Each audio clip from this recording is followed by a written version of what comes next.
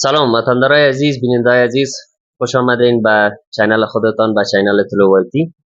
قسمی که شما خبر دارین خیلی وقت زیاد میشه که ما هیچ کدام فعالیت نداشتیم، هیچ کدام ویدیویی نداشتیم. دیگه خواستم که امروز یک ویدیو داشته باشیم و دلیل فعال نبودن چینلم براتون بگویم و ایرم براتون بگویم که ما میخوایم که دوباره چینل فعال بسازیم. دلیلش این بود که ما چون قسمی که شما میفهمین ما اینجا به حیث یک مهاجر زندگی میکنیم و زندگی یک مهاجر همیشه پر از مشکلات می باشه. دیگه بعضی از مشکلات های زندگی بود که نتونستیم چینل پیش برده بتانیم به خاطرش. دیگه حال فعلا میخوایم که چینل پیش ببرم و تقریبا 3 سال میشه که ما همین چینل فعال ساخته بودیم. 3 سال پیش هدف چینل ما این بود که ما میخواستم همین زندگی، اوضاع و وضعیت مردم مهاجر افغان در کشور هندوستان براتون از طریق ویدیوهای خود نشان بدم. ناگفته نماند در 3 سال خیلی تغییرات آمده. خیلی از مهاجرین از کشور هندوستان به دیگر کشورها رفتن و یک تعداد، نمیگم کم نمیگم زیاد، یک تعداد از مهاجرین مانده اینجا بی سرنوشت.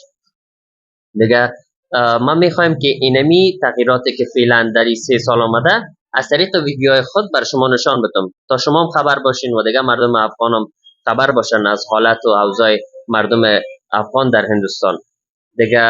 دیگه دلیلشی بود که همکارم هم راه جان کانادا رفت، کسی نبود که همراه ما همکاری کنه، اما حالا خوشبختانه یکی از دوستای ما همراه ما یک جا شده که اینا خود باز معرفی میکنه. اینا همراه ما همکاری میکنه تا ما بتونم برنامه‌های زیاد داشته باشم و انشالله که کوشش میکنم که برنامه‌های بهتر از قبل بر شما آماده بسازم و به نشر بکشم. دیگه حالا دوست ما خود معرفی میکنه، بعدش بعضی از چیزاست من همراهتان شریک میشم. تشکر نقیب جان. سلام و عرض ادب خدمت تمام بینندگان عزیز. امید که جور و صحت و سلامت باشین. فهیم واحدی هستم و مدت 9 سال میشه که در هندوستان زندگی میکنم. تشکر فهیم جان. بعدا ما ویدیو می داشته باشیم که در او باز فهیم جان دیگه هم درباره خود بر شما گفت و خود بهتر معرفی کرد.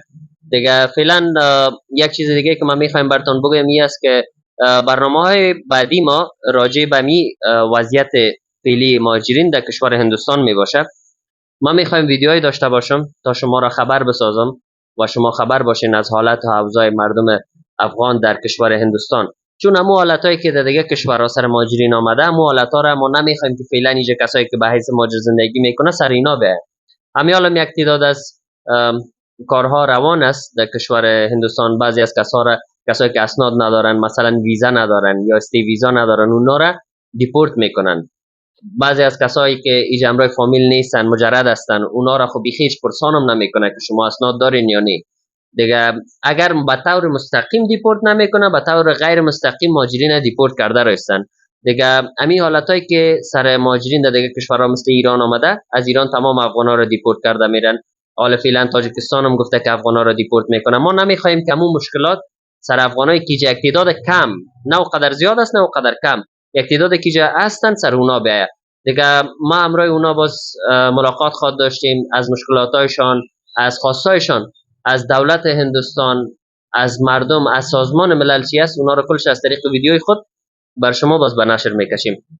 و در آخر باز از شما تشکری میکنم و همون رقم که شما ما را همیشه تشویق کردین، دیگه میخوایم که همون رقم تشویق کنین و دیگه چیز خاص ما از شما نمیخوایم، فقط می ویدیوهای ما را شیر کنین، لایک کنین، سابسکرایب کنین و کامنت کنین. انشالله که ویدیوهای زیاد خواهد داشتیم. تشکر بسیار زیاد.